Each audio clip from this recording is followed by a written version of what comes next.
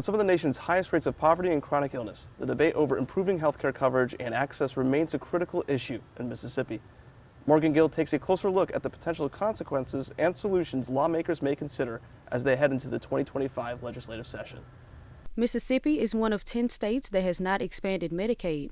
This decision continues to affect access to primary care in a state where nearly 2,000 people rely on each primary care physician. Although some see this as a call to action, opponents argue Medicaid expansion may not be the answer. The original intent was not to be this mass health insurance, government-run health insurance. And so adding more able-bodied individuals into Medicaid and putting them in there into a system that's already overloaded, has its own broken pieces, and then allowing those individuals to come into the system, we think will further diminish the help that people who its original intent would have been for. Starla Brown, the state director for Americans for Prosperity, is one of the voices opposing Medicaid expansion.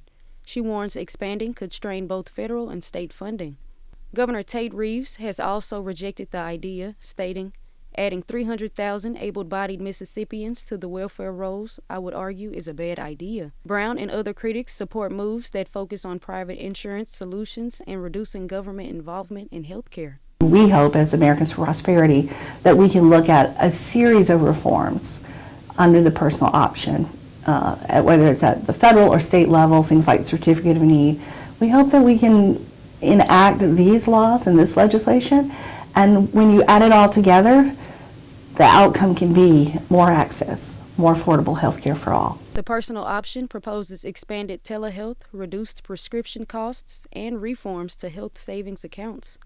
Brown argues this approach provides patients with more choice and less reliance on government programs. Proponents of expansion, however, point to states like Ohio and Arkansas, where Medicaid expansion is credited with reducing uninsured rates and narrowing racial disparities in health outcomes. Hospital Administrator Richard Dodrell cautions once Medicaid is expanded, it would be difficult to reverse and could cause strain on the state for years to come. Well, once you start an entitlement, you can't take it back. Where's Mississippi going to come up with the money? I'm Morgan Gill, reporting for the Roy Howard Community Journalism Center.